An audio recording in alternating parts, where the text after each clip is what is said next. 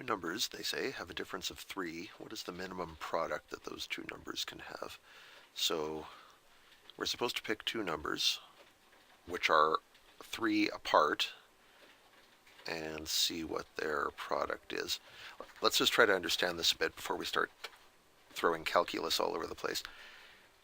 These numbers could be, for example, minus 13 and minus 10. Those are two numbers that have a difference of 3. They're 3 apart. And if you multiply those, you get 130. If we scale the numbers down a little bit, one of the numbers could be, I'm just totally making this up, minus 9 and minus 6. Those are also 3 apart. Now the product's only 54. And if the numbers drop some more, minus 5 and minus 2, let's say we get a product of 10. And if the numbers are, for example, let's say they're positive 7 and positive 10, then our product is, say, 70. So what's happening here is the product starts really high, and it drops and drops and drops, but eventually we see it must start to recover because the products start going up again.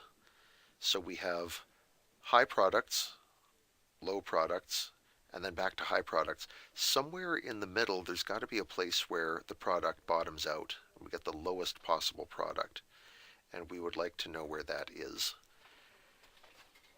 Undoubtedly, we could find it just by guess and check, but that's a little crude.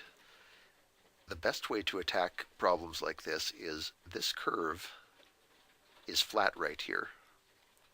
At the point where we're trying to find, at this sweet spot where we have the minimum product, the curve is flat, which in terms of its slope means the slope is 0, and we know that if we can find a derivative,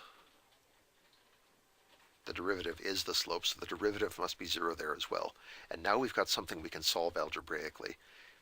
If we can find a way to express this curve as an algebraic function, we can differentiate it and then say, where is that derivative equal to 0? And that'll show us where this minimum product happens. So let's unleash calculus on this thing now. There are two numbers and their difference is 3. So we can say one of the numbers is x or n or whatever, and the other number is, I'll say, 3 more than that.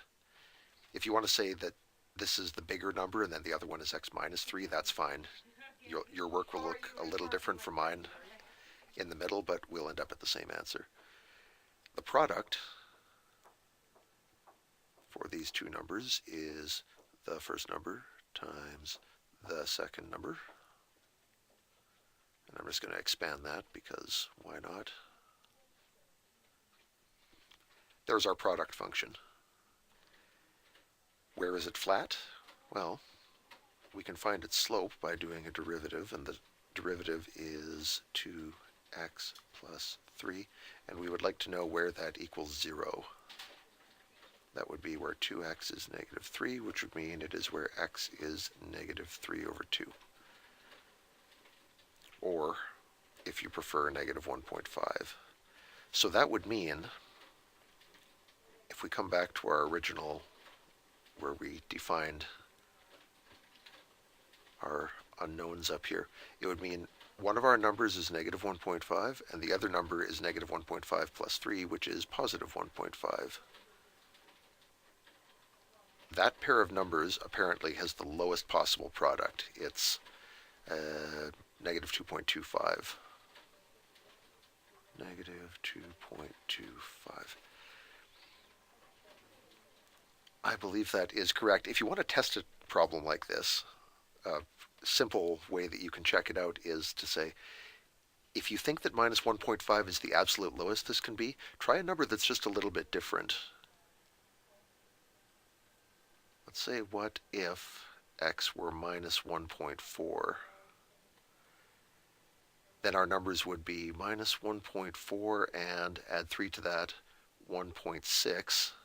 And that would give us a product of, out comes the calculator, 2.24, negative 2.24.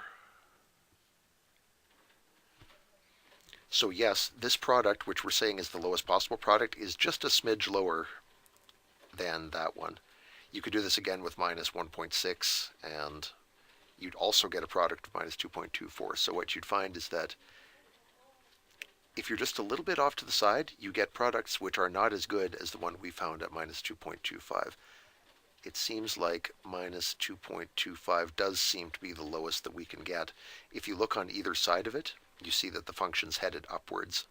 And that is the kind of thing that we expect to see if we're at the bottom of a valley like this. So that's encouraging. It means minus 2.25 looks like it probably is the lowest number we can reach. Because if you move off it even a little bit, you find yourself going uphill away from the minimum.